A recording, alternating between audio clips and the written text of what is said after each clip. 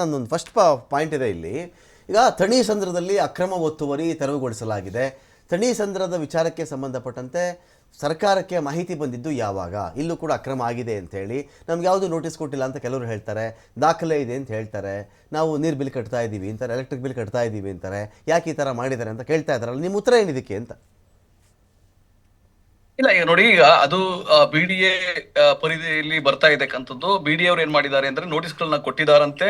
ನೋಟಿಸ್ಗಳನ್ನ ಕೊಟ್ಟು ಇದು ಬಿಡಿಗೆ ಸೇರಿದ ಸಂಬಂಧ ಪ್ರಾಪರ್ಟಿ ಅಂತ ಹೇಳಿ ಅವ್ರಿಗೆ ಡೆಮಾಲಿಷನ್ಗೆ ನೋಟಿಸ್ ಕೊಟ್ಟು, ಕೋರ್ಟ್ ಮುಖಾಂತರ ನೋಟಿಸ್ ಕೊಟ್ಟು ಎಲ್ಲಾ ಪ್ರಕ್ರಿಯೆಗಳನ್ನ ಮಾಡಿ ಕೂಡ ಅವ್ರಿಗೆ ಅಲ್ಲಿಂದ ಖಾಲಿ ಮಾಡದಿರಿದಾಗ ಅವರು ತೆರವುಗೊಳಿಸಿದ್ದಾರೆ.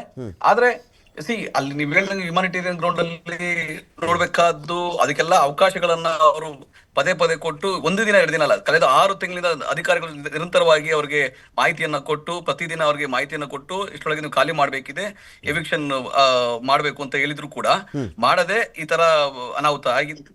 ನಾನು ಅವ್ರಿಗೆ, ನೀವು ಹ್ಯುಮಾನಿಟೇರಿಯನ್ ಗ್ರೌಂಡ್ ಅಲ್ಲಿ ಎಲ್ಲ ಹೇಳ್ತಿರಲ್ಲ, ಅದನ್ನೆಲ್ಲ ಖಂಡಿತವಾಗಿ ಪಾಲಿಸಬೇಕು, ಅದೆಲ್ಲ ಅವ್ರಿಗೆ ಅವಕಾಶ ಕೊಡಬೇಕು. ಆದ್ರೆ ಒಂದು ತಮ್ಮದಲ್ಲ ಜಾಗದಲ್ಲಿ ಯಾರೇ ಆಗ್ಲಿ ಎಲ್ಲೇ ಆಗ್ಲಿ ತಮ್ಮದಲ್ಲ ಜಾಗದಲ್ಲಿ ವಾಸ ಮಾಡೋದು ಅಥವಾ ಸರಿಯಾಗಿ ದಾಖಲಾತಿಗಳನ್ನ ನೋಡದಲ್ಲೇ ಜಮೀನುಗಳನ್ನ ಕೊಂಡ್ಕೊಳ್ಳೋದು, ಅಲ್ಲಿ ಮನೆಗಳು ಕಟ್ಕೊಳ್ಳೋದು, ಈ ರೀತಿ ನೀವು ನೋಡಿದ್ರಿ. ಯಾಕಂದ್ರೆ ಎನ್ಕ್ರೋಚ್ಮೆಂಟ್ ಆಗಿ ಬೆಂಗಳೂರಿನಲ್ಲಿ ಇದಕ್ಕಿಂತ ಮುಂಚೆನೂ ಕೂಡ ಈ RR ನಗರದಲ್ಲಿ, ಬಂಗಾರಪ್ಪನ ಗುಡ್ಡದಲ್ಲಿ ಎಲ್ಲ ಕಡೆ ಆಗಿದ್ದು ತಾವು ನೋಡಿದ್ದೀರಿ. ಅಲ್ಲೆಲ್ಲ ಯಾವ ತರ ಒತ್ತುವರಿ ಆಗಿತ್ತು ಅದನ್ನೆಲ್ಲ ತೆರವುಗೊಳಿಸಿದ್ದಾರೆ ಕಳೆದ ಬಿಜೆಪಿ ಸರ್ಕಾರ ಇದ್ದಾಗ್ಲೂ ಕೂಡ.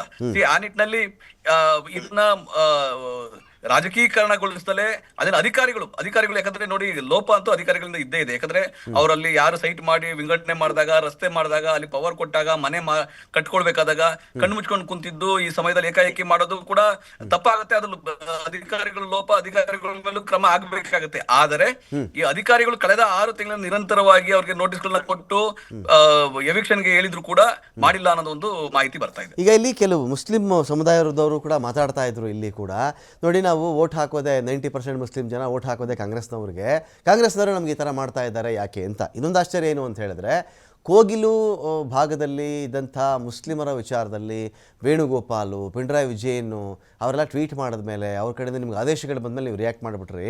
ಥಣಿ ಸಂದ್ರದ ಕಡೆ ಇವ್ರು ಯಾರನ್ನೂ ಕೇಳೋರೇ ಇಲ್ವಾ? ಯಾಕೆ BJP ಅವರು ಬರಲಿಲ್ಲ? ಇಲ್ಲಿ ಯಾರ್ದು ನಿಮಗೆ ಟ್ವೀಟ್ಗಳು, ಮೆಸೇಜ್ಗಳೇನು ಬಂದಿಲ್ವಾ ಥಣಿ ಸಂದ್ರ ವಿಚಾರಕ್ಕೆ ಕಾಂಗ್ರೆಸ್ನವ್ರಿಗೆ? ಈಗ ಇದು ನೋಡಿ, ಒಂದು ಸೆನ್ಸೇಷನ್ ಮಾಡುವಂತ ವಿಷಯ ಆಗಿರ್ಲಿಲ್ಲ ಕೋಗಿಲ್ದಾಗ್ಲಿ ಯಾವ್ದಾರಾಗ್ಲಿ. ಕೋಗಿಲಿನಲ್ಲಿ ನೋಡಿ, ಒಂದು ಸ್ಲಮ್ ತರ ಯಾರೋ ಕಟ್ಕೊಂಡು ಬಡವರು, ದಲಿತರು, ಅಲ್ಪಸಂಖ್ಯಾತರು ಯಾರೋ ಕಟ್ಕೊಂಡು ವಾಸ ಮಾಡ್ತಾ ಇದ್ರು. ಅವರು ಕಾನೂನುಬದ್ಧವಾಗಿ ವಿಶೇಷ ರಾಜೀವ್ ಗಾಂಧಿ ವಿಶೇಷ ಆಶ್ರಯ ಯೋಜನೆಯಲ್ಲಿ ಅಪ್ಲೈ ಮಾಡಿದ್ರೆ ಅಲ್ಲೂ ಸಿಗ್ತದೆ. ಈಗ ಬಿಡಿಎನವರೇ 11 ಲಕ್ಷ ರೂಪಾಯಿ ಮನೆ ಕಟ್ಕೊಡ್ತಾ ಇದ್ದಾರೆ. ಆ ರಾಜೀವ್ ಗಾಂಧಿ ಆಶ್ರಯ ಯೋಜನೆಯಲ್ಲಿ 30-40 ಅವಕಾಶಗಳಿದ್ದ ಜಾಗದಲ್ಲೆಲ್ಲ ಸ್ಲಮ್ ಬೋರ್ಡ್ ಅಂತ ಹೇಳಿದೆ, ಅಲ್ಲೆಲ್ಲ ಮನೆಗಳು ನಿವೇಶನಗಳು ಕಟ್ಕೊಡ್ತಾ ಇದ್ದಾರೆ. ಇವರು ಕೂಡ ಆ ಕೆಟಗರಿಗೆ ಸೇರ್ತಾರ ಅಂತ ನೀವು ನೋಡ್ಬೇಕು. ಸ್ಲಮ್ ಬೋರ್ಡ್ ಇಂದ ಇವ್ರಿಗೆ ನಿವೇಶನಗಳು ಬೇಕಾ, ಆ ವಿಶೇಷ ಆಶ್ರಯ ಯೋಜನೆಯಲ್ಲಿ ಮನೆಗಳು ಬೇಕಾ, 11 ಲಕ್ಷ ರೂಪಾಯಿ ಮನೆ ಬೇಕಾ, ಆತರ ತಾವು ಕೂಡ ಅದಕ್ಕೆ ಪರಿಶೀಲನೆ ಮಾಡಬಹುದು. ಆತರ ಯಾವ್ದು ಅಪೀಲ್ ಬಂದಿಲ್ಲ, ಆತರ ಯಾರು ಕೇಳ್ಕೊಂಡಿಲ್ಲ. ಆದಾಗ್ಯೂ ಕೂಡ ಇದು ಬಿಡಿಎ ಪ್ರಾಪರ್ಟಿ ಆದಾಗಿಂದ ಇಲ್ಲಿ ನೀವು ಮೈನಾರಿಟಿ ಆಗ್ಲಿ, ದಲಿತ ಆಗ್ಲಿ, ಹಿಂದುಳಿದವರಾಗ್ಲಿ, ಅಥವಾ ಬಹುಸಂಖ್ಯಾತರಾಗ್ಲಿ, ಅಥವಾ ಶ್ರೀಮಂತರಾಗ್ಲಿ, ಬಡವರಾಗ್ಲಿ, ಅದಕ್ಕಿಂತ ಸರ್ಕಾರಿ ಜಾಗದ ಯಾವುದೇ ಜಾಗದಲ್ಲಿ ಒತ್ತುವರಿ ಆಗಿದ್ದರೆ ಅದನ್ನ ತೆರವುಗೊಳಿಸಬೇಕಾದ ಸರ್ಕಾರದ ಜವಾಬ್ದಾರಿ. ಆದ್ರೆ ಇವ್ರಿಗೆ ಮನೆನೇ ಇಲ್ಲ, ಬೇರೆ ಕಡೆ ನಾವು ಉಳಿಲಿಕ್ಕೆ ನಮ್ಗೆ ಶಕ್ತಿ ಸಾಮರ್ಥ್ಯ ಇಲ್ಲ, ನಮ್ಗೆ ಅವಕಾಶಗಳನ್ನ ಮಾಡಿಕೊಡಿ ಅಂದ್ರೆ ಖಂಡಿತವಾಗಿ ಸರ್ಕಾರ ಇದಕ್ಕೆ ಈ ಏನೋ ಅವ್ರಿಗೆ ಅವಕಾಶಗಳನ್ನ ಮಾಡ್ಕೊಡ್ಬೇಕಾಗುತ್ತೆ. ಯಾವ್ದೋ ಸ್ಲಮ್ ಬೋರ್ಡ್ ಅಲ್ಲೋ ಅಥವಾ ರಾಜೀವ್ ಗಾಂಧಿ ವಿಶೇಷ ಆಶ್ರಯ ಯೋಜನೆದಲ್ಲೋ ಅವ್ರಿಗೆ ಶೆಡ್ ಹಾಕೊಟ್ಬಿಟ್ಟು, ತಾತ್ಕಾಲಿಕ ಶೆಡ್ ಹಾಕೊಟ್ಬಿಟ್ಟು, ಅವ್ರಿಗೆ ನೀವು ಬೇರೆಯವ್ರಿಗೆ ಏನ್ ಕೋಗಿಲಲ್ಲಿ ಏನು ಪ್ರಕ್ರಿಯೆ ಮಾಡಿದ್ರಿ ಆತರ ಪ್ರಕ್ರಿಯೆ ಇಲ್ಲೂ ಕೂಡ ಮಾಡಿ, ಅವ್ರು ನಿಜವಾದ ಕನ್ನಡಿಗರ, ಕರ್ನಾಟಕದವರ, ಅವ್ರಿಗೆ ಅವ್ರಿಗೆ ಆಧಾರ್ ಕಾರ್ಡು ಅಥವಾ ಅವ್ರದೆಲ್ಲ ಮಾಹಿತಿಗಳನ್ನ ಚೆಕ್ ಮಾಡಿ ಅವರು ಕೂಡ ವಿಶೇಷ ಆಶ್ರಯ ಯೋಜನೆಯಲ್ಲಿ ಮನೆಗಳು ಮಾಡ್ಕೊಡ್ಬಹುದು. ಅದು ತಪ್ಪಿಲ್ಲ ಅವ್ರಿಗೆ. ನಾವು ಅದಕ್ಕೆ ಕೂಡ ಅದ್ರ ಪರವಾಗಿದ್ದೀವಿ. ಅವರು ಕೂಡ ಯಾರು ನಮ್ಗೆ ಏನೂ ಇಲ್ಲ, ನಾವು ನಿರ್ಗತಿ ಕರಿತೀವಿ, ನಮ್ಗೆ ಮಾಡ್ಕೊಟ್ಟಿದ್ರೆ ಮಾಡ್ಕೊಡ್ತಾರೆ, ಅದ್ರೊಳಗೇನಿಲ್ಲ. ಬಟ್ ನೀವು ಅದನ್ನು ಇದನ್ನ ಕಂಪೇರ್ ಮಾಡೋದು ಬೇಡ. ಅದಕ್ಕೆ ಬೇರೆ ತರ ಪ್ರಕ್ರಿಯೆ ಇದೆ, ಇದಕ್ಕೆ ಬೇರೆ ತರ ಪ್ರಕ್ರಿಯೆ ಇದೆ. ಜಾಸ್ತಿ ಮುಸ್ಲಿಮ್ಸ್ ಇದ್ರೆ ಒಂಥರ, ಕಡಿಮೆ ಮುಸ್ಲಿಮ್ಸ್ ಇದ್ರೆ ಒಂಥರ. ನಟರಾಜ್ ಗೌಡ್ರೆ, ಕೋಗಿಲಲ್ಲಿ ಜಾಸ್ತಿ ಮುಸ್ಲಿಮ್ಸ್ ಇದ್ರು. ನಾನು ಆತರ ಏನಿಲ್ಲ. ನಾನು ಮುಸಲ್ಮಾನು ಮತ್ತೆ ಹಿಂದೂ, ನಾನು ಎಲ್ಲರನ್ನು ಕೇಳಿದೆ. ನಾನು ಏನ್ ಹೇಳಿದೆ, ವಿಶೇಷ ಆಶ್ರಯ ಯೋಜನೆ ಬರೀ ಮುಸ್ಲಿಮು, ದಲಿತರು, ಹಿಂದುಳಿದವರು, ಬಹುಸಂಖ್ಯಾತರು ಅಥವಾ ಮೇಲ್ವರ್ಗದವರು ಅಂತ ಬರೋದಿಲ್ಲ. ಯಾರ್ಯಾರು ನಿರ್ಗತಿಕರಿದ್ದಾರೆ, ಬಡವರಿದ್ದಾರೆ, ಅಶಕ್ತರಿದ್ದಾರೆ, ಅವ್ರಿಗೆ ಅವಕಾಶಗಳನ್ನ ಮಾಡ್ಕೊಡ್ತಾರೆ. ಇವರು ಕೂಡ ಯಾರು ಬಡವರು, ಅಶಕ್ತರು, ನಿರ್ಗತಿಕರು ಅಂತ ಏನಾದ್ರು ಇವ್ರಿಗೆ ಏನಾದ್ರು ಮನವರಿಕೆ ಆದ್ರೆ, ಬೇರೆ ಕಡೆ ಎಲ್ಲೂ ಪ್ರಾಪರ್ಟಿ ಇಲ್ಲ ಅಂದಾದ್ರೆ ಇವರು ಕೂಡ ಅರ್ಜಿ ಹಾಕಬಹುದು. ಜಮೀರ್ ಅಹಮದ್ ಖಾನ್ ಅವರು ಇದ್ದಾರೆ, ವಿಶೇಷ ಆಶ್ರಯ ಯೋಜನೆಯಲ್ಲಿ ಮನೆಗಳನ್ನ ಬೇಕಾದ್ರೆ ಬೀದಿಲ್ ಕೂತ್ಕೊಂಡೆ ಅರ್ಜಿ ಹಾಕ್ಬೇಕಾ? ಬೀದಿಲ್ ಕೂತ್ಕೊಂಡೆ ಅರ್ಜಿ ಹಾಕ್ಬೇಕು ಇವರು.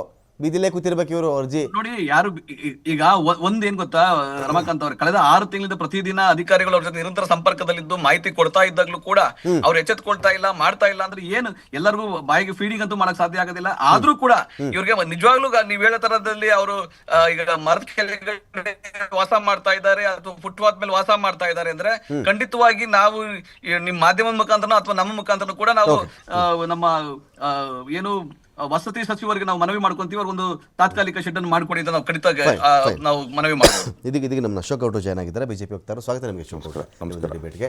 ಚರ್ಚೆ ಮತ್ತೆ